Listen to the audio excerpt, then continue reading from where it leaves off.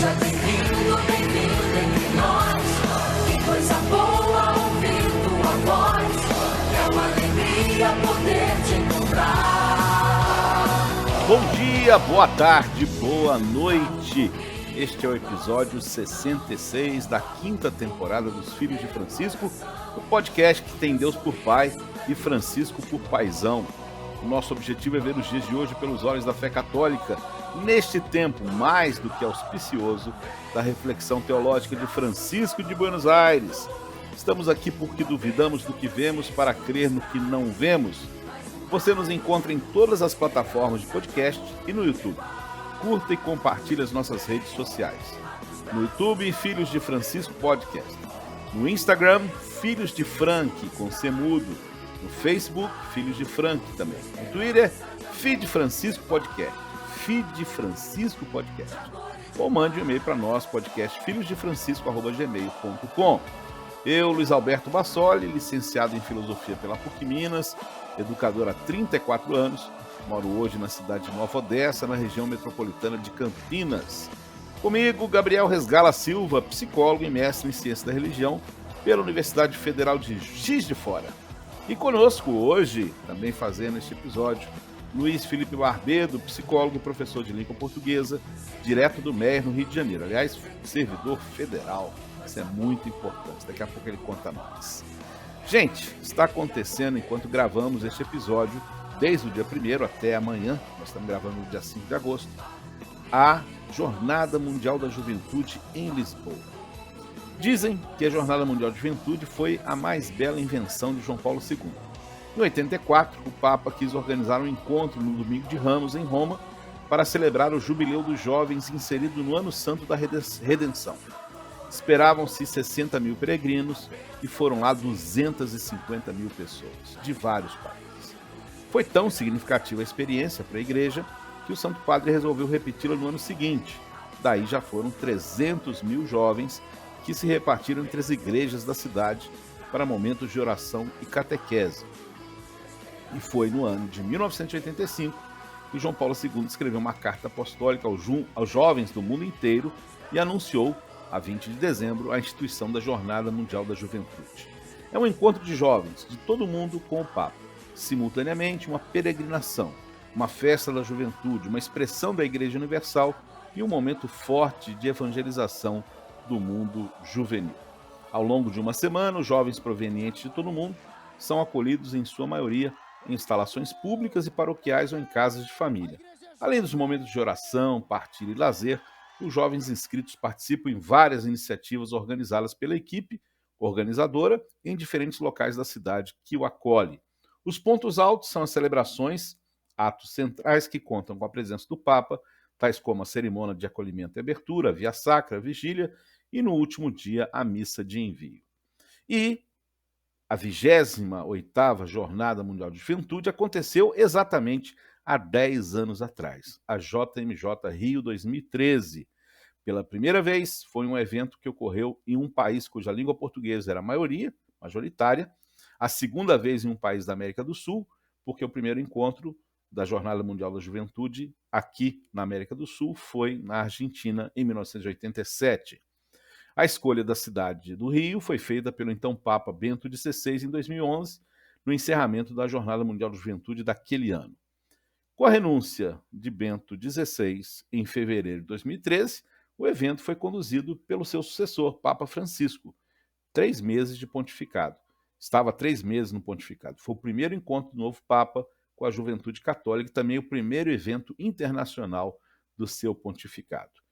A Jornada Mundial da Juventude foi considerada até então o maior evento da história do Rio de Janeiro. Eu estava lá, eu vi, Gabriel estava lá e o Luiz Felipe estava lá porque ele não saiu de lá. Bom dia, boa tarde, boa noite. Gabriel, Luiz Felipe, vamos falar sobre essa jornada. E para começar, eu queria que a gente pudesse falar que Brasil era aquele de 2013, quando acontece a Jornada Mundial da Juventude. Pode começar. Opa, pode. Começo eu? Bom dia, boa tarde, boa noite. Eu acho que, enfim, é impossível não lembrar. A primeira coisa que a gente tem que lembrar quando a gente fala da jornada é que foi exatamente um mês depois das jornadas de junho, né? A Jornada Mundial de Juventude foi um mês depois da jornada do que aconteceu de histórico no país em 2013, que foi aquela loucura das manifestações que até hoje são tão difíceis da gente entender, né?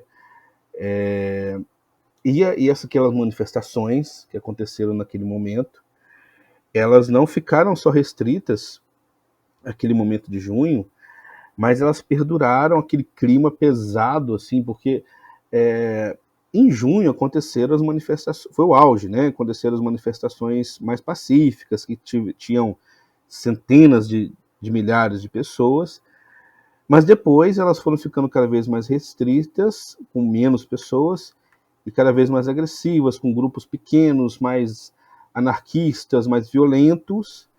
Então o clima no país estava assim, de muita revolta, de tudo poderia acontecer naquele momento, enfim, ninguém sabe onde que pode surgir a nova revolta, quem pode querer fazer um quebra-quebra, botar fogo em alguma coisa em algum momento.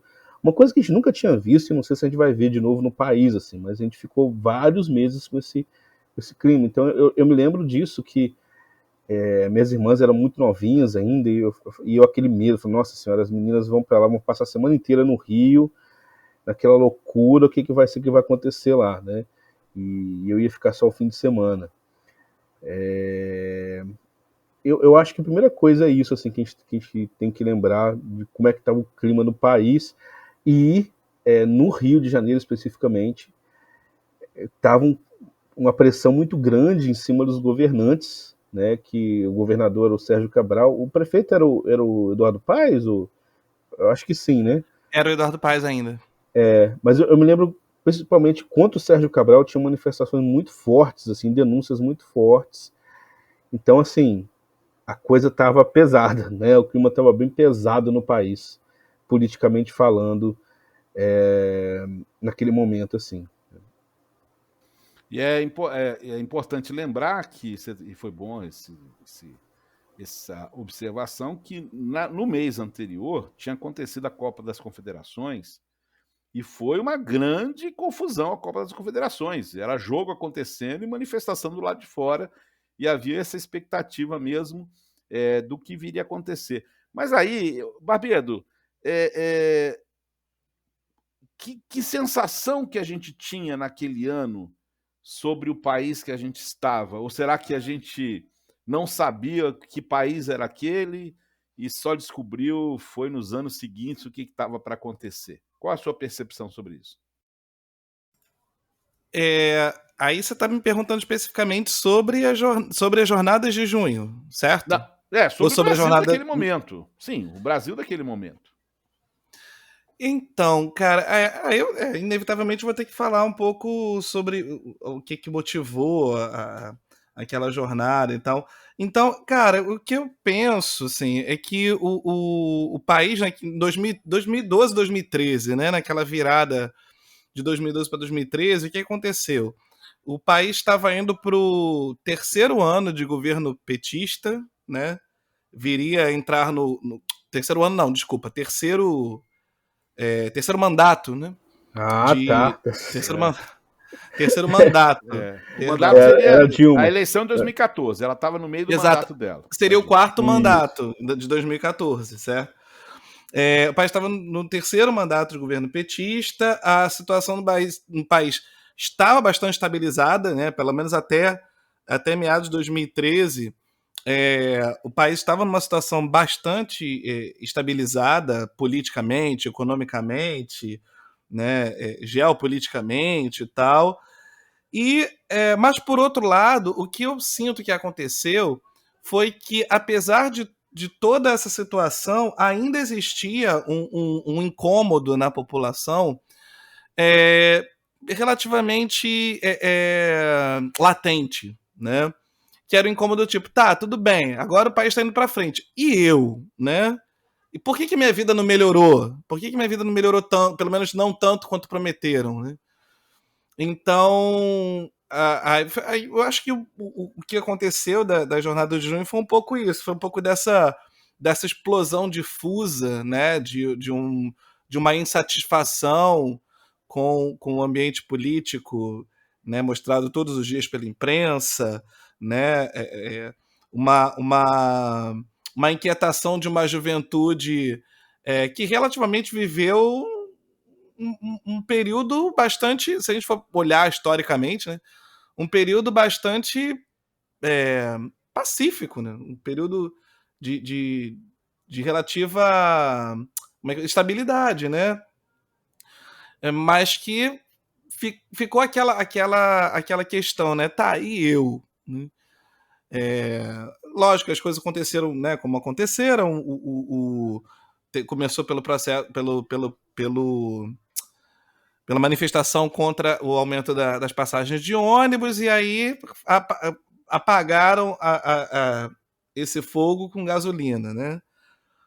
Porque as primeiras manifestações foram bastante confrontadas, e aí só fez é como apagar um incêndio com água, né? Apagar fogo da panela jogando água. E foi mais ou menos o que aconteceu, e aí, né, deu no que deu. Eu confesso que eu não tenho uma visão muito clara sobre aqueles acontecimentos em geral, quer dizer, a motivação. Entendo o diagnóstico que vocês deram, né? O Gabriel mais relatou, o Luiz falou sobre a origem da insatisfação, talvez fosse uma insatisfação decorrente de tem até um estudo sobre isso, eu esqueci, não me lembro o nome, que leva esse fenômeno, né? Que leva o nome do estudioso, que é aquele negócio, a pessoa está com um problema. Quando aquele problema se resolve, né, começa a surgir insatisfação em coisas que antes não incomodava tanto. Eu digo isso porque as pessoas de memória mais curta, ou talvez as pessoas... vou até corrigir. As pessoas que não viveram a década de 90 com consciência do que se passava no Brasil, 80 e 90, não tinham dimensão de como o Brasil tinha se tornado um outro país nos anos 2000, né?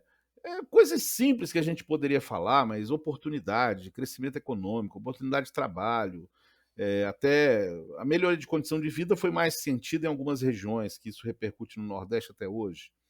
Mas a ausência desse parâmetro leva as pessoas a reivindicarem coisas melhores, e é um direito das pessoas isso, né?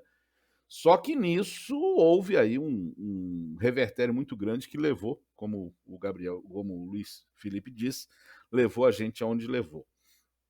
Mas confesso que eu vejo 2013 quase, no âmbito geral, como uma tentativa de suicídio, entre aspas, no sentido de um país que não se admite dar certo. Eu digo isso porque até hoje as pessoas debocham. Eu conheço muitas pessoas que debocham disso, né? Na época que o Brasil ia dar certo, como se aquilo que a gente tivesse vivido nos anos 2000 a 2010 fosse uma ilusão. Era um ciclo? Sim, era um ciclo. Também o governo JK foi um ciclo. Parecia que o país ia dar certo. Mas, da mesma maneira que o governo João Goulart foi uma resistência à inserção social decorrente dos governos Vargas e Juscelino, eu acredito que o que veio depois, que a gente já conversou tanto sobre isso aqui, foi uma reação à inserção social decorrente das políticas públicas implantadas no começo do século no Brasil. Bom, eu ia falar isso também, porque uma das expressões mais faladas durante esse período, né, especialmente no final nos anos 2000, início dos anos 2010, era a expressão ascensão da classe C, né? Que mudou muito a nova classe média, cenário. Né? Sim, exatamente, né? E isso era uma constante na imprensa, nas revistas, até na imprensa de oposição. Isso era um mantra, né? Falava-se muito sobre o acesso que a classe C estava tendo a novos bens de consumo, a famosa metonímia da empregada no aeroporto, né? Então, acho que o cenário foi um pouco esse, né? E isso acho que é até consenso geral. Não é uma questão de ser de esquerda ou de direita, né? Acho que ninguém questiona que esse fenômeno existiu, né? Mesmo quem era de oposição, quem era governista, reconhecia que esse fenômeno de fato tinha acontecido.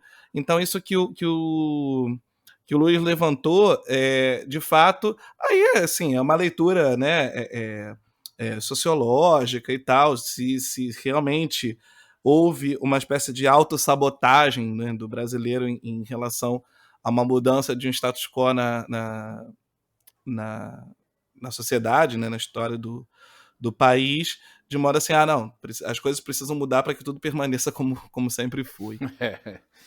Gabriel, e qual era o momento em 2013? Qual é a leitura que você faz? Qual era a hora, vamos dizer assim, o kairós da Igreja do Brasil naquele momento? Como é que você lembra, como é que você vivenciou, como é que você percebia a Igreja do Brasil nas suas várias perspectivas? Que fala a Igreja do Brasil, hoje está falando enormidade de coisa, né? E podemos estar falando coisa diferente. Que cada diocese pode ser de um jeito, cada movimento é de um jeito, o movimento pode estar de um jeito num lugar e estar de um jeito em outro. Mas qual era a percepção de igreja, da igreja no Brasil naquele momento, em 2013?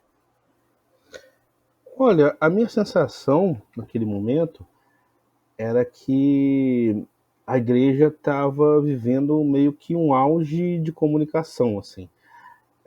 Não sei se poderia falar o auge, né? Mas ela vinha de um processo de comunicação com os meios seculares também, de grande sucesso, né? A gente pega ali desde o final dos anos 90, com o padre Marcelo Rossi, e depois a gente teve toda a ascensão da renovação carismática por todo o país, né? De se consolidando e de conseguindo atrair multidões cada vez maiores. E também, nesse momento, o padre Fábio de Mello já é uma figura muito conhecida nos meios de comunicação e respeitada, né? Porque eu acho que talvez ele tenha sido o primeiro grande comunicador católico que conseguiu uma certa simpatia da mídia ali, né? E a gente via nos nossos meios de juventude um fervor muito grande naquele momento, né? E principalmente puxado pela renovação carismática. Então a gente tinha uma infinidade de artistas católicos, de movimentos, né? E aí eu acho que o Barbedo pode falar até com mais propriedade que ele viveu esse mundo de dentro, né? Ele conhece bem assim como é que estava acontecendo aquilo ali. Então é como se a gente estivesse vivendo o auge de um momento, o que eu vejo assim naquele 2013 ali. Você vê mais ou menos assim, Barbedo? Cara, se essa pergunta fosse feita para mim, eu ia responder exatamente isso.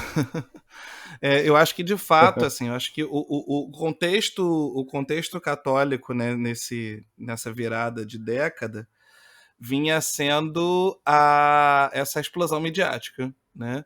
E aí, quando eu falo de midiática, falo de todo um universo. Quando a gente fala em mídia, pensa muito em televisão, né? Mas também.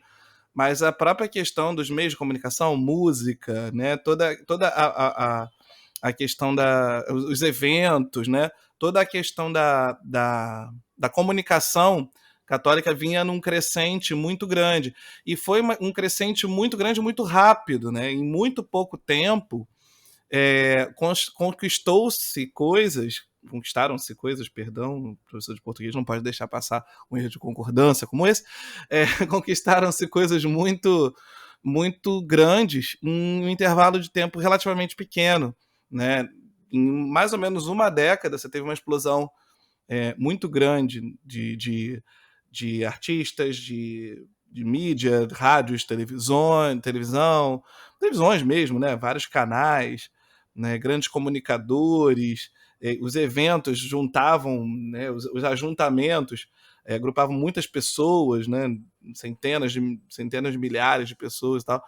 Então, de fato, foi um período de muito muito crescimento midiático. Acho que realmente acho que esse era o contexto da Igreja Católica no Brasil naquele momento.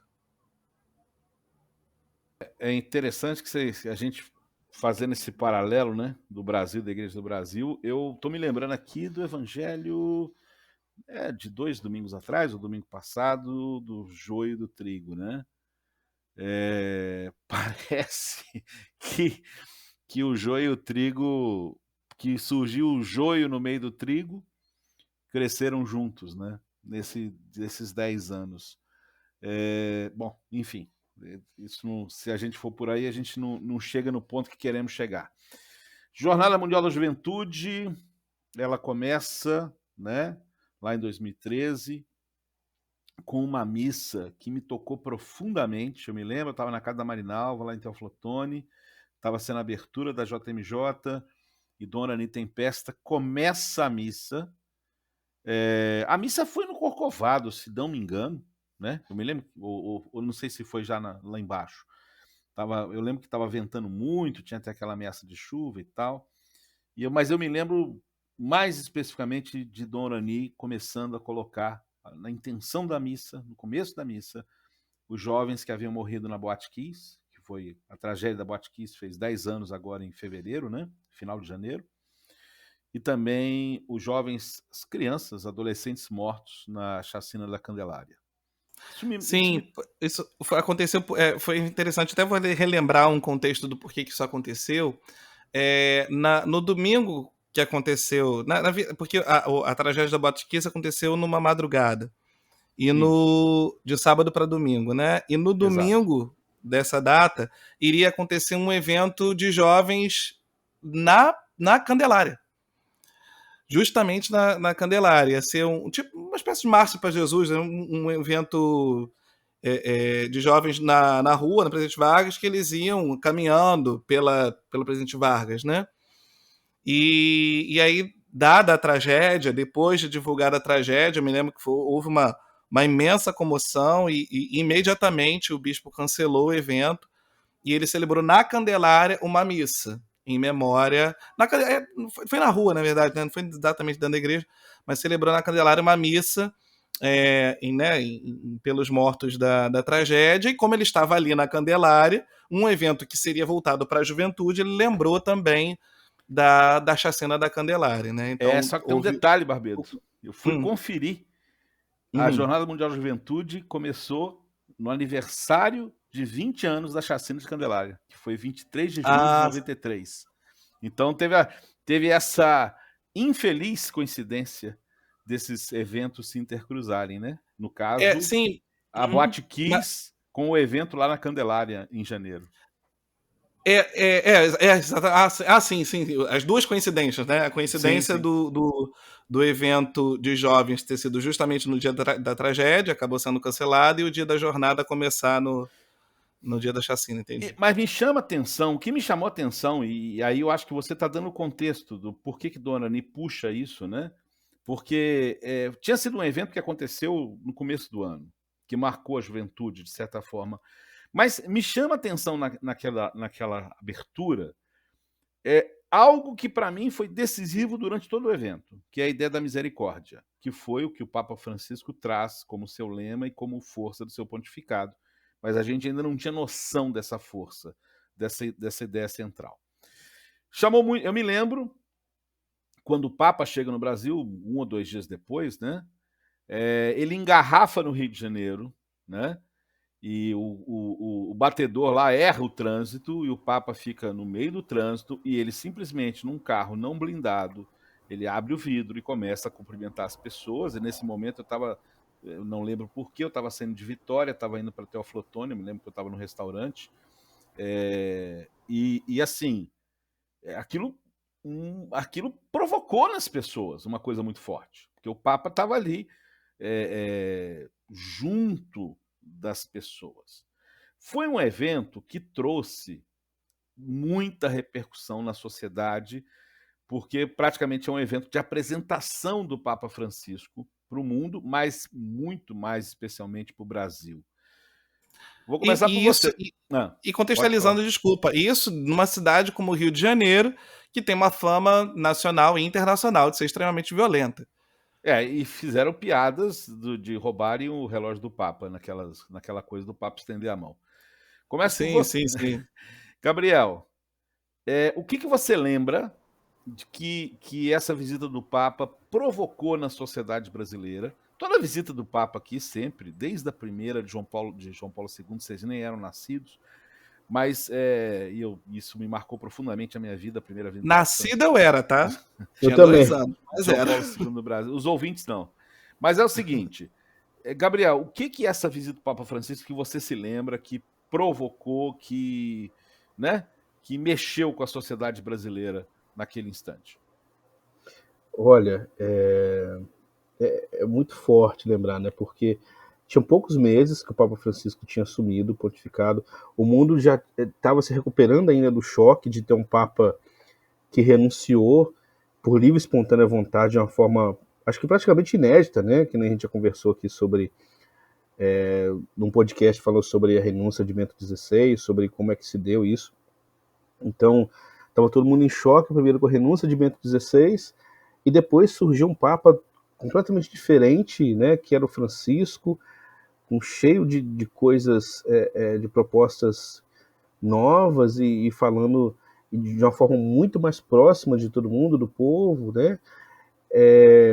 E aqui tinha uma expectativa muito grande do mundo inteiro para ver como é que ele ia se portar numa visita internacional, como é que ele ia se apresentar ao mundo de uma forma diferente. E a primeira cena dele ser exatamente ele engarrafado no trânsito do Rio de Janeiro, acho que lá na Presidente Vargas, né? E engarrafado, com um carro não blindado, um carro simples, e as pessoas amontoarem em cima do carro para cumprimentar, e ele com a maior disponibilidade do mundo e cumprimentando todo mundo. Aquilo foi uma coisa tão inédita. Pra gente lembrar, gente, assim, antes o Papa andava de Papa móvel, né? Quem não lembra, joga no Google o que era o Papa móvel aí para lembrar, né? Um carro, uma coisa muito estranha, né? Uma invenção esquisita, que é uma redoma de vidro altamente blindada, onde o Papa passava para cumprimentar as pessoas sem um contato muito próximo. E isso não foi à toa, porque Exatamente João o que eu ia Paulo II falar. tomou um tiro na praça andando num Exatamente. carro desprotegido. E não foi algo que surgiu só por arrogância ou excesso de zelo, não. Foi porque João Paulo II quase morreu quando tinha andado num carro aberto na Praça de São Pedro, em Roma. Agora imagina o Papa andar assim num país desconhecido, numa cidade desconhecida, no Rio de Janeiro ainda, né? E ele fez questão de ir com um carro comum, sem blindagem nenhuma, e passando ali no meio de todo mundo. Ele teria todos os motivos do mundo para querer também um carro blindado, né? Então você imagina, ele tinha acabado de assumir, imagina se o pontificado dele já termina ali de forma trágica, como é que ia ser terrível. Mas ele mostrou ali que tinha coragem e tinha fé. Ele mostrou ali que aquilo, o contato era mais importante, a mensagem que ele ia passar era mais importante naquele momento, né? E aquilo impactou muito naquele momento. A gente vinha que nem a gente comentou, né, de um momento muito violento no país, estava tudo muito agressivo, e eu acho que essa mensagem dele, de alguém que confronta a violência, a agressividade, simplesmente de peito aberto, sabe, sem blindagem, aquilo foi uma mensagem, a primeira mensagem de paz, assim, de opa, se eu quero construir a paz, eu tenho que ir desarmado e indefeso até, no caso dele, né? E eu tenho que ir aberto, porque é isso que vai provocar nos outros o desarmamento também, né? E é interessante que ele fala isso depois.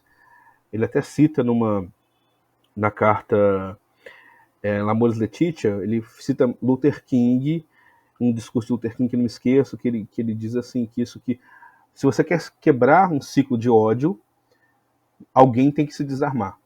Alguém tem que parar e falar, olha, peraí, eu não vou perpetuar, eu não vou me vingar porque você fez algo contra mim, eu vou parar isso daqui. E eu acho que essa foi a grande mensagem que ele passou, que ele começou a passar nesse momento e que se estendeu ao longo da jornada, né? A gente vinha no momento de querer, assim, construir uma sociedade melhor no país, né? E aí, enfim, se a gente tentou dar uma introduçãozinha aqui sobre junho de 2013, mas dá pra gente fazer um programa, ou vários programas, só sobre isso, porque é extremamente complexo o que aconteceu ali, né?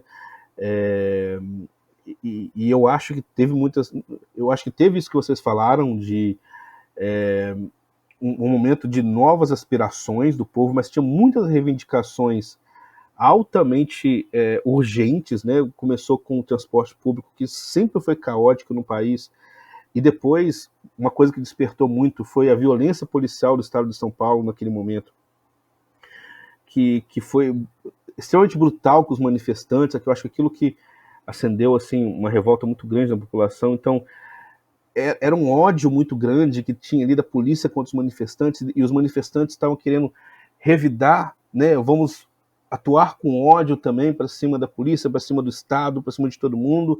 E um grupo de manifestantes queria ir com ódio para cima da igreja também, aproveitar aquele momento ali para fazer valer a sua agressividade. E aí o Papa chega e fala, não, peraí, calma, eu vou me desarmar aqui, tá todo mundo armado, eu vou me desarmar, tirar minha blindagem, para isso passar uma nova mensagem nesse momento. Então, é isso que eu vi que começou a acontecer naquele instante ali. Nesse contexto, eu me lembro da entrevista que o Papa deu para o Gerson Camarote, da Globo News, que passou no Fantástico, e tinha me chamado muita atenção que o Papa, no primeiro dia lá em Copacabana, ele tinha oferecido chimarrão para ele tinha tomado, né? Eu pensei assim, gente, esse homem é maluco, meu Deus do céu, como é que ele toma um chimarrão que alguém oferece no meio do povo, assim, se esse chimarrão estiver envenenado?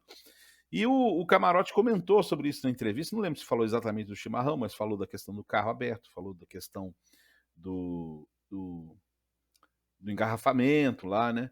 E eu me lembro do Papa falando, eu não tenho medo, né? Eu falei, gente do céu, e ele de fato não tinha medo, não mostrava, e isso foi muito forte nessa entrevista. Barbedo, ainda sobre essa questão da repercussão na sociedade, o que você acha que, no contexto daquela viagem, mais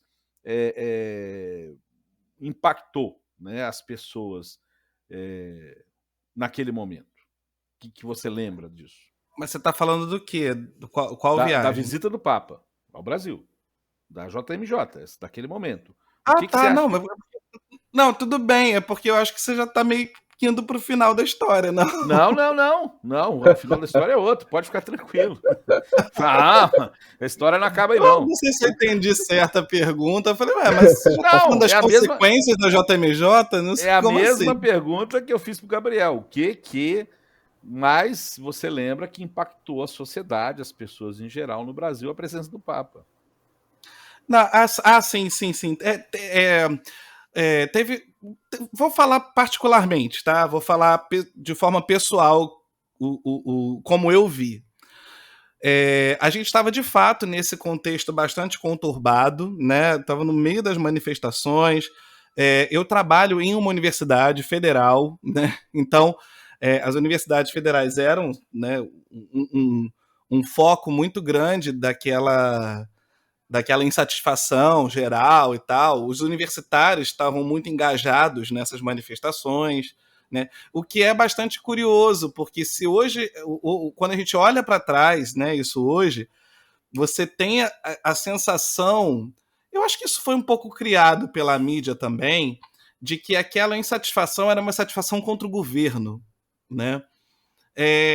O que assim, eu me lembro, né, pessoalmente, porque eu estava lá, eu fui em algumas dessas manifestações e eu trabalho na universidade e tal, que não faz muito sentido de pensar nisso se a gente pensar que o governo que estava em questão era um governo de esquerda e os universitários que estavam numa manifestação também eram de esquerda, né? Então, essa ideia hoje que se constrói midiática de que aquelas manifestações eram uma manifestação contra a Dilma, não era isso. O que eu lembro não era isso. Definitivamente não era. Tanto que não se tocava em nomes de partidos, não se tocava em nomes de políticos, era sempre uma questão mais difusa, mais generalizada, era uma insatisfação mais... Era meio contra tudo e contra todos, assim, né? Meio sem foco, sabe? Mas enfim, voltando, né? Então, no meio de toda aquela sopa de satisfação, a JMJ caiu. E caiu porque já estava marcado, já estava agendado, todos os eventos já estavam programados, já estava tudo certo. E assim como a Copa das Confederações ia acontecer e aconteceu, a JMJ ia acontecer e aconteceu, né? No meio daquele furdunço todo. Só que, pelo menos aqui no Rio de Janeiro aconteceu isso. Não sei como isso foi fora do Rio, no resto do Brasil. Quando os peregrinos começaram a chegar, a cidade ganhou uma outra atmosfera. Ela ganhou um outro clima. Porque eu me lembro que a JMJ começou oficialmente numa quinta-feira. Né? A abertura era numa quinta-feira, ou uma quarta, se não me engano. Eu acho, agora não lembro se foi uma quarta ou uma quinta. Mas muitos peregrinos começaram a chegar desde domingo, segunda. Né? E eu ficar a semana inteira até o domingo da jornada. E quando eles foram começando a chegar, o que eu percebi foi que a cidade meio que, tipo... Sabe quando você recebe uma visita em casa e você arruma a casa toda para receber a visita? E você esquece que tá endividado, esquece que tá... esquece que o cartão vai virar, esquece todos os seus problemas e você tá ali inteiro. A sensação que eu tive foi essa, sabe? Quando os peregrinos começaram a chegar aqui, a sensação foi tão... Eles mudaram o clima da cidade, sabe? Então, o que eu sinto que as pessoas sentiram, perceberam com isso, foi que, peraí, tem alguma coisa diferente, tem algo diferente no ar, né? O que será que está acontecendo? Porque, assim, o Rio já sediou vários eventos internacionais, né? Já tinha sediado o PAN, né, em 2007, e estava se preparando para receber a Copa do Mundo e os Jogos Olímpicos. Já tinha acontecido a Rio 92 lá atrás e a Rio mais 20, que e foi mais 20 em 2012. Isso. E a própria Copa das Confederações e tal. Então, o Rio sempre teve uma vocação de receber eventos grandes, internacionais e tal. Isso não foi uma novidade. Mas na jornada eu sinto que foi diferente. Diferente de tudo, sabe? Diferente até mesmo do que aconteceu depois, da Copa e dos Jogos Olímpicos. Então acho que foi isso, sabe? Acho que as pessoas perceberam que alguma coisa diferente estava acontecendo e a cidade literalmente parou. Aí literalmente parou mesmo porque houve até um esforço da prefeitura de dar feriados, né? De fechar lugares, de fechar ruas, né? Por causa da quantidade de pessoas que estava chegando. Então, o carioca saiu da sua rotina. Né? Ele teve a sua rotina quebrada por isso. E uma coisa que eu me lembro muito que aconteceu foi o seguinte, foi que o esquema usado para a missa de abertura, que foi em Copacabana, foi o mesmo esquema usado no Réveillon, que era fechar o bairro inteiro, você só pode ter acesso por metrô, que é um contratempo gigantesco, especialmente para quem mora em Copacabana, né? Foi todos os moradores da região, da Copacabana, não gostam muito desse período porque realmente eles sofrem muitas restrições. E o prefeito, por questões, né, de logística e tal, programou a mesma coisa. E isso acabou se estendendo até o domingo, porque a missa de envio não seria em Copacabana. A missa de envio seria no Campos Filho, em Guaratiba. E E aí o fechamento de Copacabana se deu por toda a jornada. A Copacabana ficou completamente fechada durante os 4 dias da jornada. E ainda assim, as pessoas não se mostraram incomodadas com isso. Porque o clima era tão agradável, a presença dos peregrinos era tão, tão boa, né? Que as pessoas meio que sentiram assim, estou recebendo uma visita em casa, sabe? Eu ia tocar por nesse pouco assunto de tempo. Copacabana, Luiz. Uhum. Eu ia tocar nesse assunto de Copacabana acrescentando o seguinte. Sexta-feira foi a Via Sacra. Foi quando eu estive na Sim. quinta e na sexta. E aí, no sábado, ia para Guaratiba. Não deu certo, que a Divina Providência queria que fosse lá em Copacabana. Boa parte dos jovens permanecendo hospedados, acampados na praia de Copacabana. E uma coisa que chamou atenção na época, não houve nenhum tumulto, nada. Milhares de jovens acampados na praia de Copacabana. Milhares não, né? Milhões. Não. Milhares. Que acamparam lá, eu não sei, foi quanto? Não, que acamparam em Copacabana. Eu falei milhares para não exagerar. Dezenas de Pelo milhares. menos 1 milhão Cara, de vezes. Não, isso foi o pessoal que foi na missa. Estou dizendo que acampou, que ficou lá. Não, Será a que missa foram 3 milhões. Eu por sei. baixo. Bom, tudo bem. Depois a gente pesquisa. Pode falar em centenas de milhões. Centenas de milhões. Centenas de milhares. Aliás, desculpa, centenas de milhares. Pô, Centenas de milhares. Vocês estão parecendo carismático dizendo quantas pessoas foram no evento, gente. Que é isso? Vamos lá. Mas eu acho que nós somos carismáticos falando.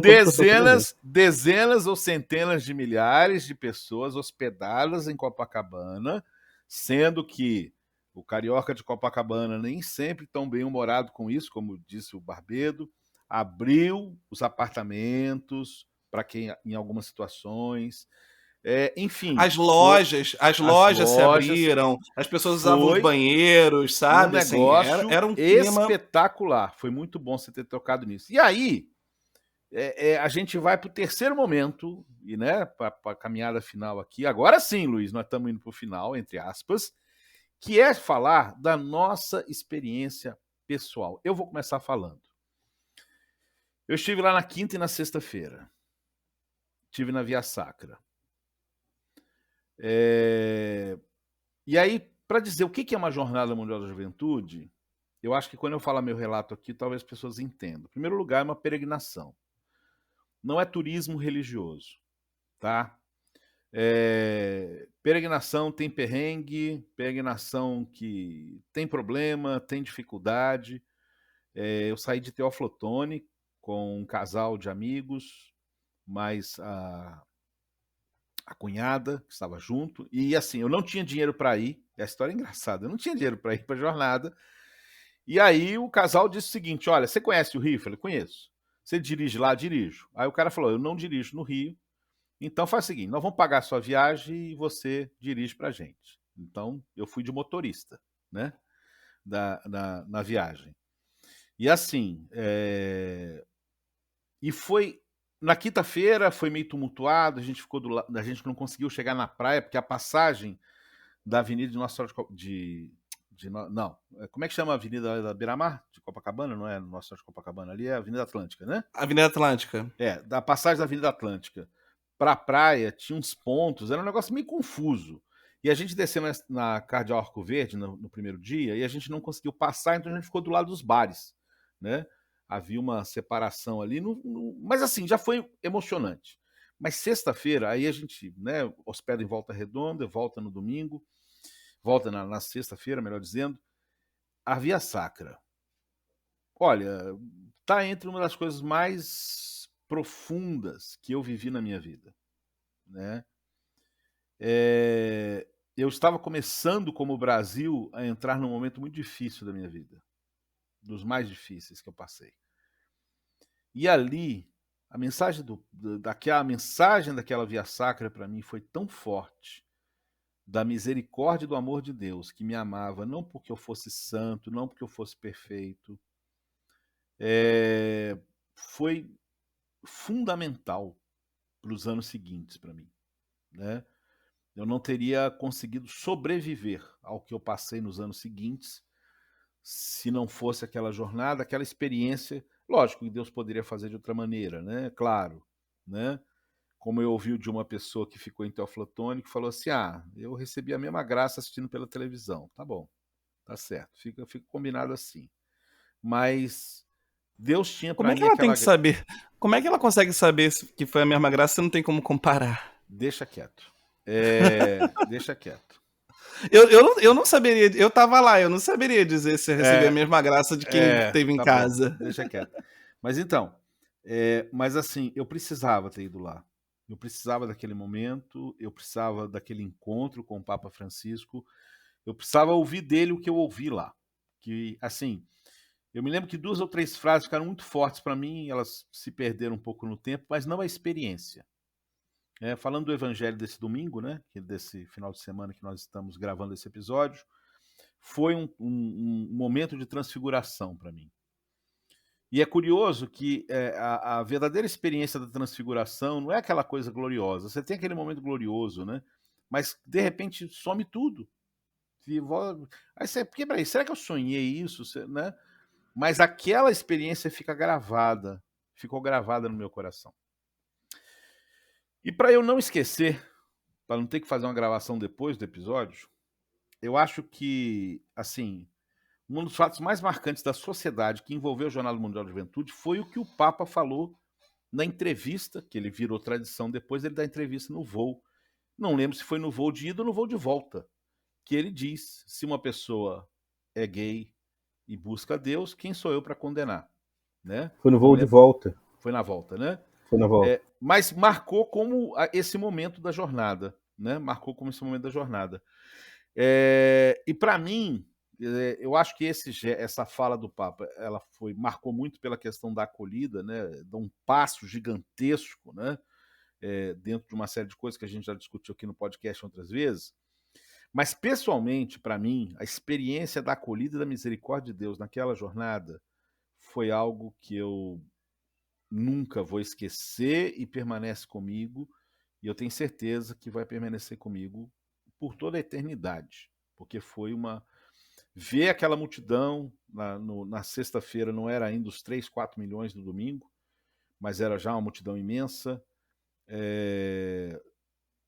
e ordenadamente, com espiritualidade, com uma coisa assim. Eu lembro que eu estava próximo aos jovens de Teoflotone, com quem eu encontrei lá, que estavam lá na praia. Olha, não tem muito o que falar a não ser isso. Eu acho que foi uma das coisas mais significativas, e Deus tinha um encontro comigo lá. E eu posso dizer que eu me encontrei com ele lá. Gabriel, como é que foi seu momento na jornada? Qual é o seu depoimento sobre a jornada? Rapaz, você falando, né, vai vindo um monte de coisa na nossa mente, né? Eu lembro, você falou antes, assim, de como... E o Barbeiro falou um pouco como é que o Rio foi reagindo, o Brasil foi reagindo a isso, né? Com a chegada dos peregrinos. E é interessante que estava todo mundo naquela época vivendo uma coisa assim de preparada para grandes eventos, se preparando para grandes eventos do Brasil, a Copa, as Olimpíadas, né? E a JMJ, pouca gente estava sabendo o que era aquilo e tal, sendo que é um evento que em número de pessoas foi muito superior à Copa e às Olimpíadas, né? Então gente do mundo inteiro, e aí os números que a gente tem finalizou com 3,5 milhões de pessoas no domingo, naquela praia, que é muita gente, e tudo quanto é canto do mundo que você imaginar. E como aquilo foi tomando, né? Eu lembro que o primeiro impacto que eu senti, eu estava em São Paulo, e eu fui para Juiz de Fora, porque de Juiz de Fora que eu ia pegar caravana com meus amigos lá, de lá a gente ia para o Rio.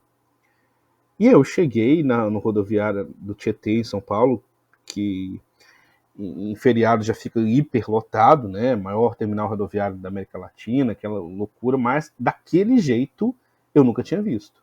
Eu já vi aquele negócio lotado, mas do jeito que estava no dia né, que eu peguei o ônibus, era uma loucura, assim. Só que era um caos diferente, porque era um caos de pessoas alegres. Todo mundo cantando, e se um grupo de peregrinos vinha, outro a juventude do mundo inteiro vai se encontrar no Rio de Janeiro, e cantando, e assim, e aí, desculpa, e aí, eu me lembro que eu fui pegar um ônibus, e aí um rapaz começou a falar inglês comigo, tentando tirar uma dúvida da passagem dele, assim, e eu falei, cara, meu inglês é ruim pra caramba, mas deixa eu ver se eu consigo aqui alguma comunicação com o rapaz, ele queria tirar uma dúvida da passagem lá, e perguntei, você tá indo pro Rio, você tá indo lá pra JMJ? Ele falou, tô assim, eu sou do Cazaquistão. Eu falei, Cazaquistão, cara? A gente nem lembra que tem católico no Cazaquistão. E o cara tava lá, assim, perdido em São Paulo, tentando pegar um ônibus, sabe, para ir pro Rio. Aquilo foi o primeiro impacto que eu tive, assim, cara, é real isso aqui, sabe? É gente de tudo quanto é canto que você não imagina, né? E aí eu consegui pegar um ônibus e fui com o pessoal, a gente chegou... Eu fui passar só o fim de semana no Rio, porque eu trabalhava, né? E aí a gente chegou lá no sábado, a gente foi para a peregrinação, que ia ser em Guaratiba, mas o Luiz falou da providência divina, mas eu acho que foi um misto de maracutaias e responsabilidades também que fez as coisas não darem certo em Guaratiba e irem para Copacabana. E aí teve uma questão que a infraestrutura de Copacabana não estava de forma alguma preparada para receber aquele tanto de pessoas, né? Muitos banheiros químicos que estavam em Guaratiba não conseguiram eles não conseguiram transportar para Copacabana a tempo, né? Então, eu lembro muito dos ambulantes, os barraqueiros, o pessoal que estava nas barracas lá, dos quiosques de Copacabana também, alguns muito irritados porque não tinham se preparado para aquele público.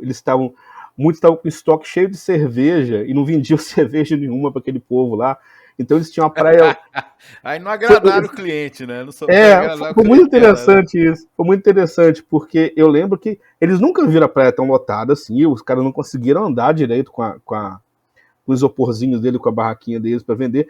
Só que eles não conseguiam vender o que eles tinham em estoque lá. Eu lembro de um falando, olha, eu lembro de um muito irritado que estava perto da gente, mas só que o outro falou, olha, eu estou tomando um prejuízo gigantesco aqui, mas não tem o que pagar que eu estou vendo aqui, isso aqui é muito lindo, né? Mas aí, eu já estou falando de Copacabana, antes de chegar em Copacabana, a nossa peregrinação lá, quando a gente foi passar lá da Presidente Vargas até Copacabana, foi maravilhosa, né? Assim, a paisagem que a gente vai passando, melhor vista da cidade, né? Ali pelo Flamengo, Botafogo, Zona Sul, aquela coisa linda, um dia lindo, mas ao mesmo tempo preocupante, porque a gente tinha pagado para ter um kit peregrino, que era a nossa alimentação naquele momento, e outra coisa que também não estava preparado para distribuir aquilo lá direito, então a gente encontrou filas de 3, 4 horas para conseguir pegar a nossa alimentação. E tinha gente no nosso meio que não tinha dinheiro para comprar comida em Copacabana, que é muito caro lá, um sanduíchezinho, né? Tinha gente que realmente estava com perrengue ali. Então a gente teve que fazer uma escolha. Ou a gente fica aqui e perde a jornada em Copacabana, ou a gente vai e deixa a gente, né? O que a gente combinou, o nosso grupo? Ficaram 3 ou 4 pessoas na fila para tentar pegar o máximo de kits possíveis e levar na mão para todo mundo lá, né? E os outros foram continuando a caminhada. Então a gente teve esse senso de comunidade ali, de conseguir dividir para ver o que ia dar certo para cada um. Lembra a gente fazendo uma oração lá, fazendo uma roda lá e para tentar acalmar os ânimos, que alguns estavam preocupados, eles estavam muito cansados e tal. Chegamos em Copacabana também, eu lembro que teve esses barraqueiros, eu vou chamar assim porque eles não só estavam nervosos ali, mas estavam querendo criar um barraco. Alguns que eu vi ali, teve um cara meio bêbado.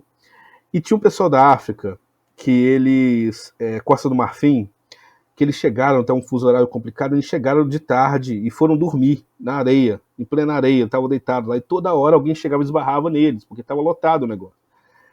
E os caras estavam ficando nervosos ali. Teve uma hora que esse barraqueiro bêbado passou e esbarrou no cara da Costa do Marfim, E o cara ficou bravo, já estava bravo com aquilo, saiu para dar uma porrada nele, sabe? Eles começaram a querer brigar ali no meio. E aí o meu amigo chegou e separou, a gente tentou separar, teve aquele início assim de tal, mas cada um foi pro canto e tal. E aí foi outra coisa que eu vi, falei, olha, cara, não é que não tenha quem queira criar um barracozinho aqui, mas as coisas não vão para frente. Não tá o clima para isso acontecer, né? Se fosse outro momento ali, era o clima para tudo sair dos conformes, assim, né?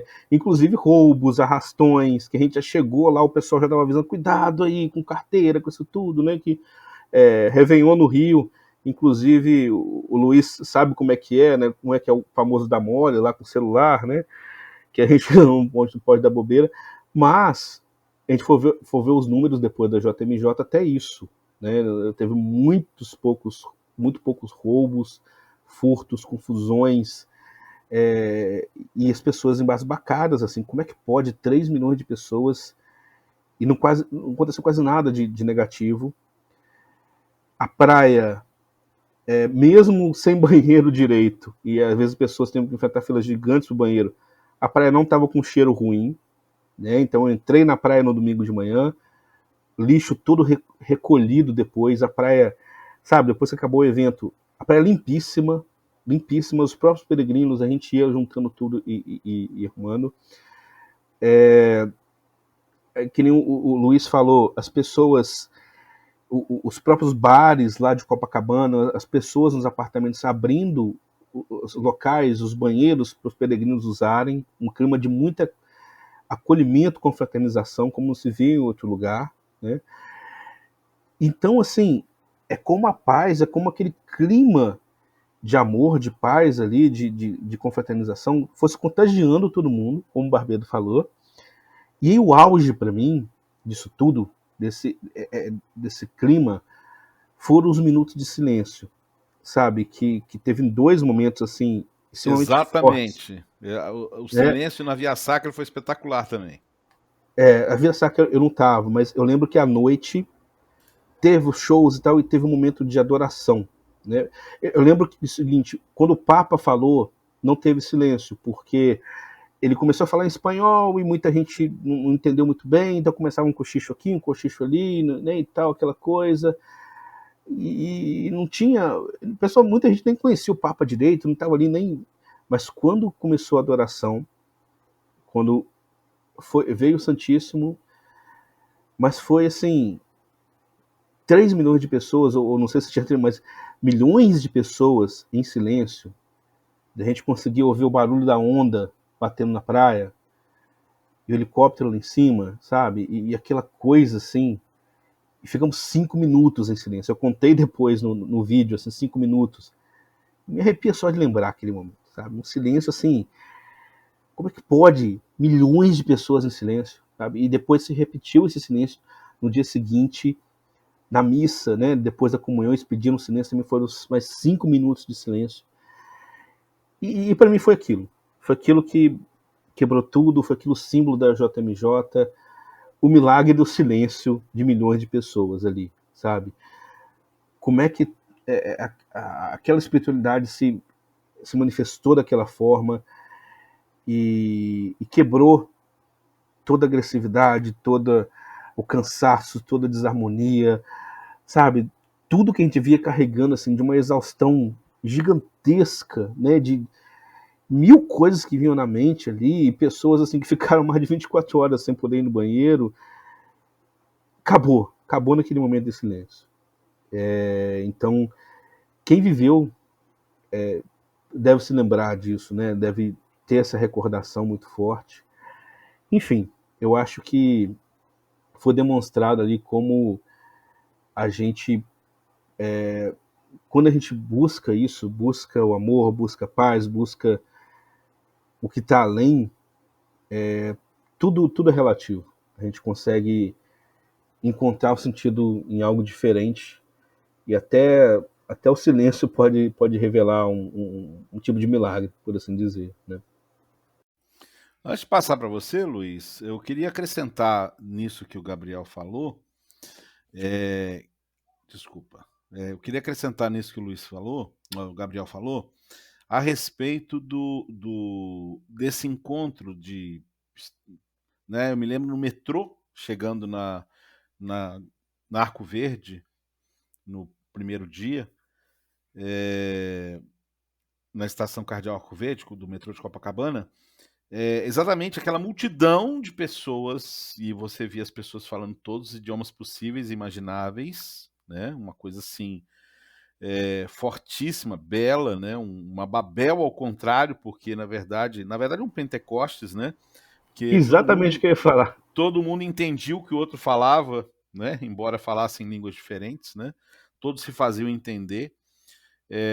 Me lembro dos chilenos, né? O famoso ti, ti, ti, le, le, Chile, né? Gritando pelas ruas de Copacabana. Foi uma experiência muito bonita nesse sentido também. Luiz Felipe, eu acho que você estava por dentro, literalmente, porque afinal de contas a Jornada Mundial de Juventude foi até você, né? Você não foi nela. Conta aí para nós como é que foi a sua experiência. Não só eu vi por dentro, como eu vi por dentro literalmente, estava lá dentro. Só para os ouvintes terem noção, eu sou um cantor católico, né? Já tenho. Na época eu já tinha 20 anos, né? Né, na igreja e tal, já estava cantando de uma maneira mais ativa ali há 14, 15 anos mais ou menos. E por conta disso fui convidado para participar do coro que iria cantar na missa de abertura, né? A missa de abertura que aconteceu acho que foi na quinta-feira mesmo, na quinta-feira da jornada. Então, a gente começou no início do ano, a gente começou os ensaios, a gente ensaiava pelo menos uma vez por semana, lá na Mitra, um grupo de vários músicos e cantores do Rio de Janeiro, que foram selecionados e convidados para integrar esse coro, debaixo da regência do Tony Lucchesi, que é um maestro arranjador que trabalha com teatro musical. Ele, inclusive, faz vários trabalhos para televisão e para teatro musical aqui no Rio de Janeiro. É um nome bem conceituado. Ele se dispôs a trabalhar por esse coro, né, voluntariamente. Todos ali éramos voluntários. E então a gente ficou envolvido com a jornada durante meses, né? Muito antes da jornada acontecer, a gente estava se preparando. No meio da caminhada para a jornada, no meio da preparação, né, a gente recebeu a notícia, porque o que aconteceu? A missa de abertura tinha uma produção e a missa de envio tinha outra produção artística. E a missa de abertura tinha a produção artística do Guto Graçamelo, né, que era um produtor bastante famoso, né, com muitos artistas, né, na bagagem, fez muitas produções para a Rede Globo e tal. E na missa de envio, o produtor seria o Mazola, que também é outro grande nome da música brasileira, né, um dos maiores produtores da música brasileira. E aí, no meio dessa preparação, o trabalho com o coro tinha ficado tão legal, estava ficando tão bom, que o Mazola convidou o coro para participar da missa de envio também. Porque o que aconteceu? Esses produtores não tinham noção, né, do nível do pessoal que estaria lá. Então, um coro formado por catacata, de gente de paróquia e tal, você não tem noção do resultado que aquilo vai ficar. Só que o resultado, de fato, está ficando muito bom. E aí a gente foi convidado também para participar da missa de envio, né? Então, nisso, o coro a gente chamou de coro carioca, né? A gente meio que batizou de coro carioca JMJ. Participamos da missa de abertura na quinta-feira com o Dona Rani e na missa de envio no domingo com o Papa. Então, fora isso, participei também de catequese, participei do Festival da Juventude, fiz show no Festival da Juventude, né? Então, de fato, estava bastante envolvido na jornada, parte de dentro de bastidores mesmo, né? Mas, por incrível que pareça, assim, eu acho que a minha maior experiência com a jornada não foi dentro dos bastidores. Até porque ali, né, dentro dos bastidores, a gente está trabalhando, né? É tanto compromisso, é tanta obrigação. E o fato da mudança, né, em cima da hora da missa de envio passar para Copacabana foi uma loucura enorme, assim. Para quem estava trabalhando, assim, foi uma coisa tão louca, para vocês terem uma ideia. A vigília não iria acontecer em Copacabana, a vigília aconteceria em Guaratiba. A peregrinação ia acontecer ao longo do sábado, né? O sábado seria o dia da peregrinação, em que os jovens iriam a pé até o Campus Feeding, em Guaratiba. Lá aconteceria a vigília, acampariam no campus e no dia seguinte seria a missa de envio. Então, o que aconteceu? Na sexta-feira, depois da Via Sacra, eu queria só falar uma coisa sobre o que o Gabriel falou, né, de que o Luiz falou que o fato da missa de envio, a vigília da missa de envio ter sido em Copacabana foi uma providência divina, e o Gabriel falou que foi uma consequência de várias confusões. Eu diria que foi as duas coisas. Exatamente, foram as duas coisas. Exatamente. A divina providência não tem limite, não, velho. Não, eu acho que foi as duas coisas. Acho que por que eu acho que foi as duas coisas? Porque, de fato, houve muitas confusões em relação ao Campus Feeding, né? O espaço não era apropriado realmente, né? Houve umas coisas um tanto nebulosas em relação àquele espaço. E, por outro lado, gente, aquele tempo que fez na quinta e na sexta não existe no Rio de Janeiro. Eu não lembro de ter sentido tanto frio no Rio de Janeiro em toda meus 45 anos de existência como senti naqueles dias. Foi muita chuva e muito frio. O frio no Rio de Janeiro, o inverno no Rio de Janeiro é um inverno um pouco mais frio, a temperatura cai, mas não costuma ser um período de muitas chuvas. O inverno no Rio costuma cair numa não é quinta-feira, chuvoso. né? Costuma cair numa quinta-feira, o inverno no Rio. Exatamente. Cai um dia só, né? E não chove, não costuma chover muito no inverno no Rio de Janeiro. O inverno do Rio não é muito chuvoso. Cara, mas choveu muito e era muito frio. Para vocês terem uma ideia, a missa de abertura, a gente cantou, né? Lá com Dorani. E foram selecionados alguns solistas. Eu era um dos solistas do Santo. Eu não consegui cantar porque meu queixo batia. Eu cantava e o queixo batia, eu não conseguia concentrar. A nossa sorte foi que toda a parte toda a parte musical da jornada foi toda gravada, né? Tudo foi playback.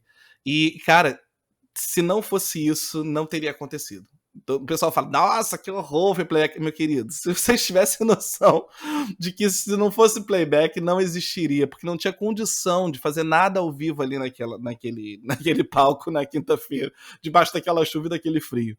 Não tinha como plugar instrumento, não tinha como acontecer nada ali, não tinha como, né, por muita condição, ligou-se microfone, né, e olhe lá. Então, foi o que salvou, foi o playback. Era muito frio. Então, a providência, as confusões providenciaram um lugar que já não seria muito favorável, mas a chuva, eu acho que a chuva foi a parte divina da história. Assim, foi a contribuição divina para que... E acho que acabou que, assim, no fim das contas, eu me lembro que quando comunicaram que ia ser transmitido, eu falei que a vigília, sei lá, eu falei, gente, vai ser a peregrinação mais linda da história. Eu fiquei imaginando, porque eu queria ter participado, mas eu não pude participar. Mas eu fiquei imaginando os peregrinos saindo da Central, que era o lugar que ia começar, passando pela Presidente Vargas, beirando o aterro do Flamengo, até Copacabana. Cara, aquela vista toda é espetacular, fazer peregrinação de frente pro Pão de Açúcar, sabe? Exatamente, foi lindo. Tinha que ser, né? Mas a peregrinação mais linda de todas as jornadas. Era um cenário espetacular.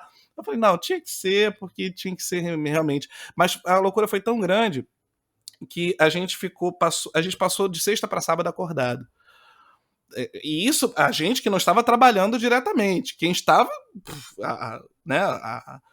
a comissão estava virada os 4 dias direto. A gente ficou acordado, porque a gente precisava saber onde a gente ia encontrar os ônibus que iam levar a gente. Tipo, 2 horas da manhã a gente não sabia. E estavam reunindo 2, 3 horas da manhã para saber como é que ia ser a estrutura e tal. Então foi muita loucura. Então eu nem tive uma experiência, né, muito grande por causa disso. A gente estava tão envolvido com os problemas, com as questões que tinha que resolver, que a gente estava mais preocupado que o negócio acontecesse, né? Mas eu acho que o que mais me cativou foi justamente essa experiência da cidade, né? O que a cidade virou, né? Eu me lembro que na segunda-feira, se não me engano, naquela semana toda a gente ou não estava trabalhando, estava saindo mais cedo do trabalho por causa da jornada, e eu fui pro centro da cidade, resolvi bater perna no centro, né? E ali no centro eu comecei a ver alguns peregrinos chegando. E sabe quando você são áreas, né, que eu tô acostumado a ver sempre, visito sempre, gosto muito de passear pelo centro da cidade. E eu comecei a ver os peregrinos, o pessoal de outros mundos, assim, tipo, de outros mundos aí, olha, jornada intergaláctica da juventude. Pessoal de outros países. Tá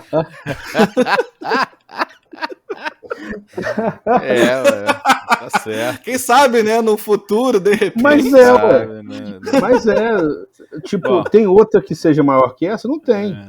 É maior da galáxia. Junto ao Papa. Eu tenho certeza que se vier alguém de outra galáxia, vai ser bem recebido, então. Com certeza. Pois Né? Então, jovens de outros países e tal. Tipo, uma imagem. Acho que a imagem que mais me marcou dessa jornada foi quando eu vi um grupo, eu acho que era do México, era um grupo da América Latina, não lembro de que país, lanchando na escadaria da Alerj, na Assembleia Legislativa do Rio de Janeiro. Porque ele foi meu primeiro choque com a jornada. Cara, começou a jornada, sabe? A sensação de caiu a ficha. Aquilo que a gente já via assim, preparando a mesa, já começou a jornada. Para mim, a jornada não começou na quinta, começou na segunda, quando eu comecei a ver os peregrinos. Quando eu vi aqueles peregrinos ali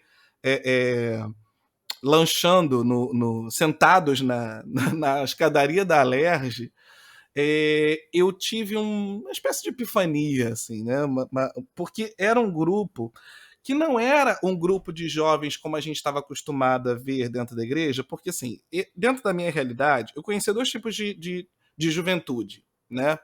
A juventude de PJ, a juventude pastoral da juventude, que era aquela juventude mais de trabalhos sociais, mais militante, né? Dentro de um trabalho sócio-religioso dentro da igreja e tal, e a juventude da RCC, né?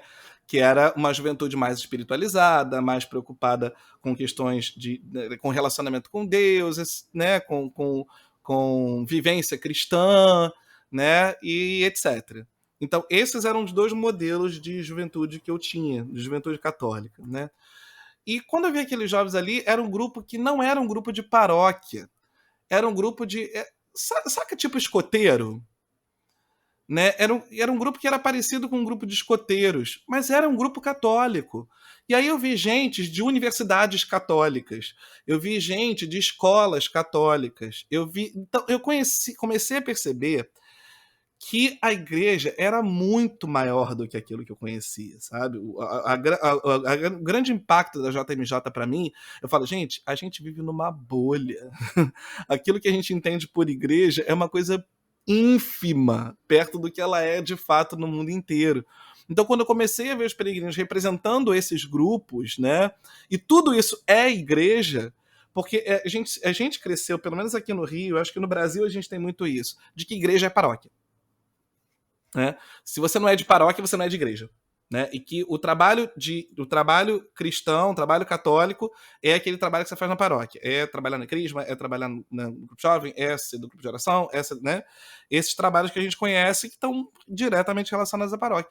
E eu vi que a igreja tem inúmeras manifestações que vão muito além da vivência paroquial. Então, eu acho que o grande impacto da JMJ para mim foi isso. Foi a JMJ que me mostrou que, de fato, é a Igreja Católica, porque o que eu tinha aprendido até então era uma parte muito pequenininha. Eu acho Você interessante. falou de... Desculpa, pode falar. Acho interessante que, se alguém não sabia o que era uma JMJ ao começar este episódio, agora sabe. A gente conseguiu fazer Se pegar o texto que eu li na abertura, sobre experiência da igreja como um encontro da igreja universal com o Papa, nas suas várias expressões, que leva a uma renovação da fé, etc, etc, foi o que a gente escreveu aqui agora. Fala, Gabriel. Eu só ia fazer uma observação, que você falou de pessoas diferentes, né? É, o impacto que eu tive quando eu cheguei em Copacabana e eu vi uns rapazes que tinham cara de europeu ali, andando de cueca branca molhada, pra cima e pra baixo. Aquele jeito que o europeu é mais descolado. Né? Europeu é menos, mais despudorado, né? Assim, né? É, Não tem exatamente. determinados pudores. E os caras não estavam nem aí, assim, não estavam, sabe? Eu falei, gente, olha só, cara, que, né? E assim, era isso e do lado freira com hábito Eu ia falar isso agora, e do lado um monte de freira, e aquilo, é, de todo mundo convivendo super de boa, né? A coisa mais natural do mundo. exatamente, freiro, os franciscanos ali de batina, jogando altinha com a bola e tal, e todo mundo numa harmonia, e, assim, cada um com a sua cultura, sabe? Eu lembro, assim, de a gente dividindo aqueles lotes na areia, onde quer ficar cada grupinho, assim, e aí a maré começou a subir e começou a invadir ali, e os americanos com aquela coisa assim, não, vamos arrumar isso daqui, e eles foram e arrumaram de, sabe? Já vão fazer, sabe, tipo, os caras que arrumam tudo ali. Então, assim, foi muito bacana essa vivência de Pentecostes mesmo, né? Exatamente o que o Luiz falou. E é engraçado, Luiz, isso que você falou, eu resgatei alguns textos que eu tinha escrito na época, e um dos textos eu falei exatamente isso, eu coloquei no Facebook. Foi uma Babel ao contrário, foi um Pentecostes. Porque todo mundo falando línguas diferentes ali, cada um com a sua nação, todo mundo se entendendo uma linguagem universal do amor, né? E foi muito isso, cada um com a sua cultura, cada um com seu, sabe? Tipo, americano, vietnamita, mexicano e chinês, e todo mundo ali que era para gerar esse clima tão hostil, sabe? Num outro ambiente, né? Então, isso marcou demais, assim. Se existe esse ideal de civilização do amor, que a igreja prega, né? De a gente buscar uma unidade na diversidade, de todas as nações serem uma só, né? De não ter separação nisso tudo. E isso não tem nada de comunismo, mais uma vez, né? Isso é doutrina da igreja mesmo. Eu acho que a JMJ é um pouco disso, né? Essa união global, universal, em torno de algo que é maior, né?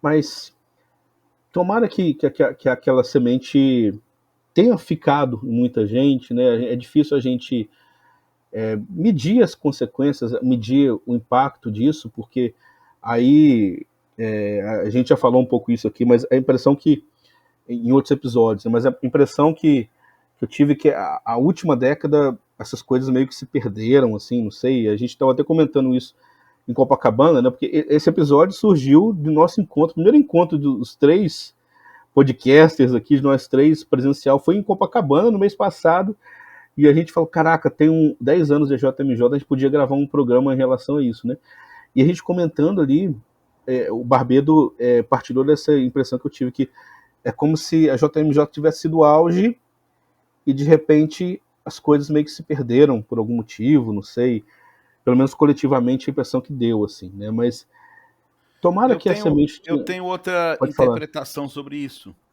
Eu aprendi isso lendo um livro protestante de um grande avivamento espiritual que aconteceu no Camboja antes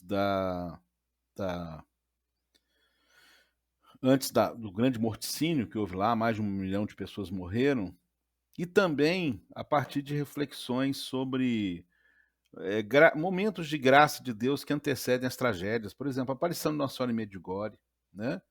Quem poderia imaginar quando Nossa Senhora começa a aparecer em Medjugorje, quando ela diz rezem pela paz, que a Península Balcânica ia passar pelo que passou, né? Deus estava preparando.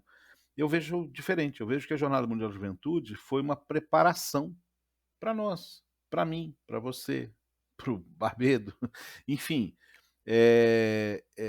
Às vezes a gente olha essas coisas assim, é engraçado, eu já passei várias coisas, quando a gente tem idade, isso fica claro.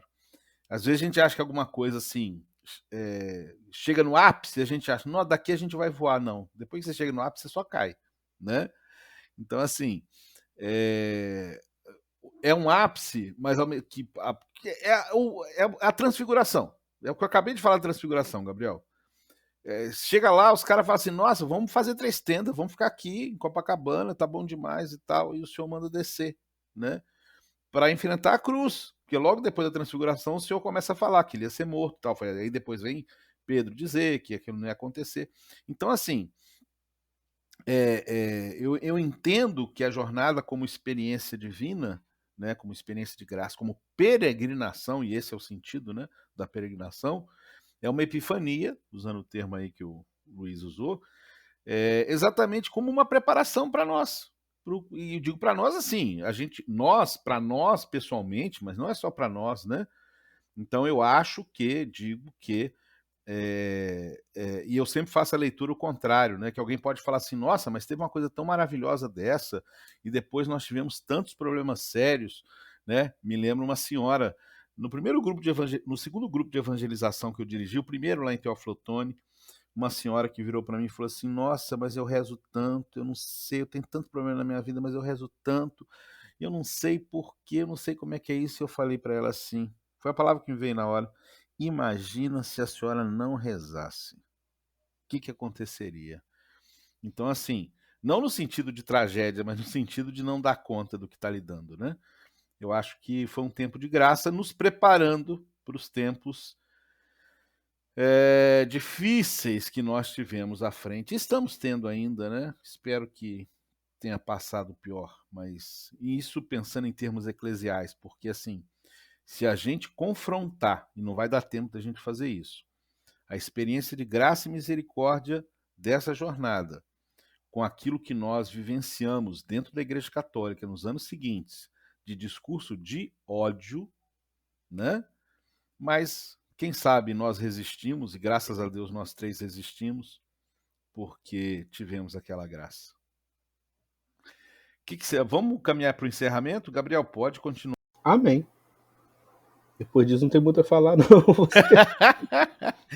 Luiz? Você já respondeu Não, a isso é a minha mesma coisa. indagação. Então tá bom. Então eu fiz o encerramento sem saber. Não, sem eu acho.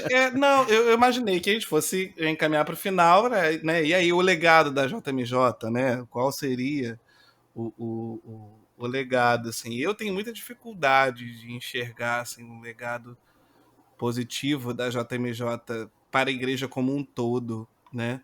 Especialmente se a gente tomar a própria pessoa do Papa Francisco como referência, né?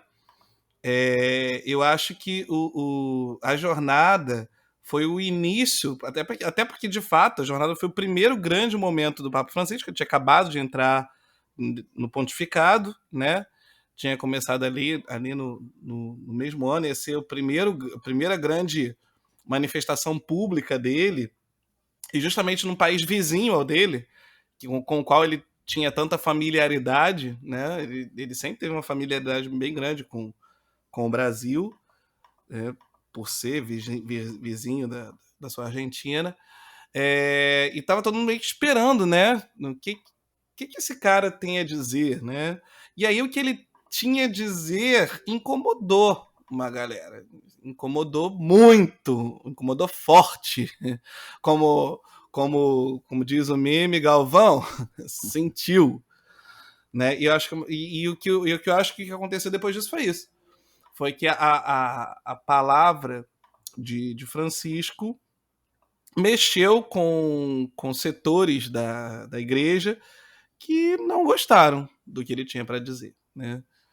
E aí temos onde chegamos hoje, né? Uma igreja claramente dividida, né?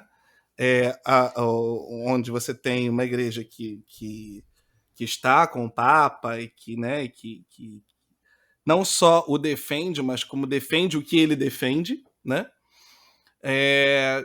Tem um grupo relativamente pequeno que confronta diretamente, né? Frontalmente confronta o Papa, e o grupo maior, um grupo grande, né, que eu vejo, que é o grupo dos que, tipo, tá, é o que tem para hoje, sabe? Assim, a sensação que eu tenho é essa. É um povo que não assume publicamente que tem reservas em relação ao Papa, porque é feio, né? Pega mal.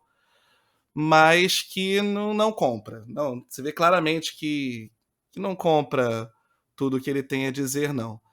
Né? Então, eu acho que o legado da JMJ, eu acho que é um pouco isso. Assim. Temos um Francisco à frente da igreja e uma parte da igreja que não está muito disposta a ouvir o que ele tem a dizer, não. Aí, Luiz, você tocou num ponto, já que vocês não querem encerrar o episódio, não tem problema nenhum, nós estamos aqui por conta de dizer o seguinte, gostaria de dizer o seguinte, a gente vinha num momento, quando eu fiz aquela pergunta, eu vou acrescentar isso porque eu acho que faltou.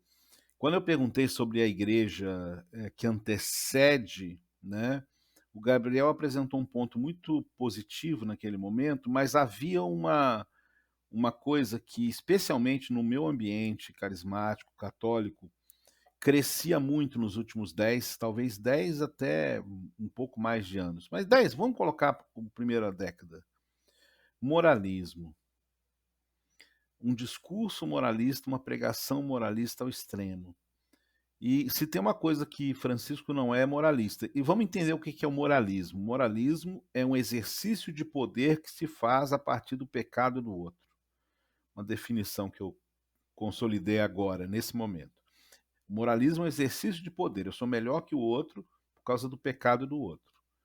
E eu acho que isso, quando você descreve os que não gostaram do que ouviram de Francisco, tem a ver com isso. E, repito, não deixou de ser a visita dele uma oportunidade para que quem estava ali pudesse acolher a palavra. E aquela história, quem tem ouvidos para ouvir, ouça. Não são todos que vão ouvir mesmo, né? Então, assim, ainda reafirmando, respondendo a pergunta de Gabriel, a gente não vê os efeitos disso de forma... A gente não vê os efeitos da graça de Deus de forma triunfante. A graça triunfou porque a igreja se tornou mais esplendorosa. Não, a graça triunfou porque ela nos tornou fortes para lidar com as intempéries desse barquinho frágil que é a igreja navegando no mar revolto do mundo. Amém? Amém. Amém. Podemos encerrar, então? Amém. Podemos, Sim, pode ser. podemos. E que a gente saiba ouvir mais, né? Que a gente ouça o que o Papa está falando agora lá em Lisboa e continue ouvindo um pouco, né? Que nem eu acabei de ouvir o que você tem para dizer aí, que eu acho que fez muito sentido para mim, com toda certeza. Você nos encontra em todas as plataformas de podcast no YouTube. Lá você pode ouvir os episódios anteriores. Sempre tem coisa muito boa para você achar lá, viu? Que todos os temas que a gente fala no episódio, às vezes se você vai lá buscar, você vai encontrar coisas que remetem ao que nós falamos. É o tesouro lá do Evangelho de São Mateus, onde o homem, dono da casa, tira coisas novas e velhas, né? O baú. Sigam-nos nas plataformas de podcast e... Lembrando, Jesus fez ainda muitas outras coisas que, se fossem ditas uma por uma, penso que nem o mundo inteiro poderia conter os podcasts que se deveriam ser gravados. Um abraço e até a próxima. Lord, I come, I confess, bowing here, I find my rest. Without you, I fall apart. You're the one that guides my heart. Lord, I need you. Oh, I need you. Every hour I need you. My one defense, my righteousness. Oh God, how I need you. Where sin runs deep, your grace is more. Where grace is found is where you are. And where you are, Lord, I am free. Holiness is Christ in me.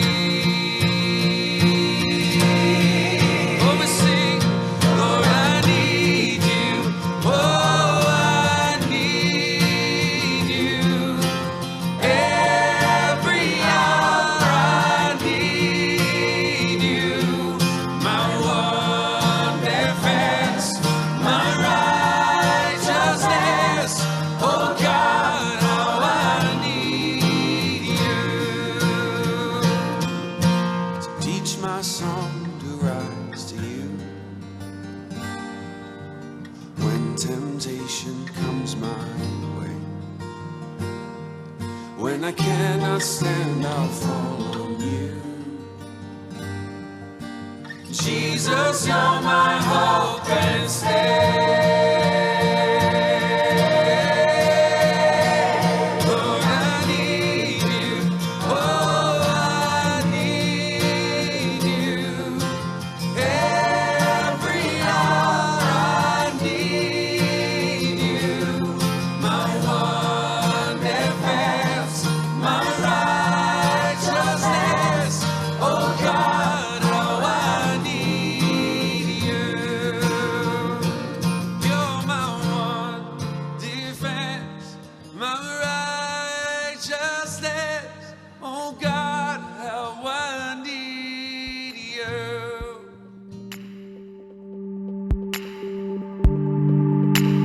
Filhos de Francisco.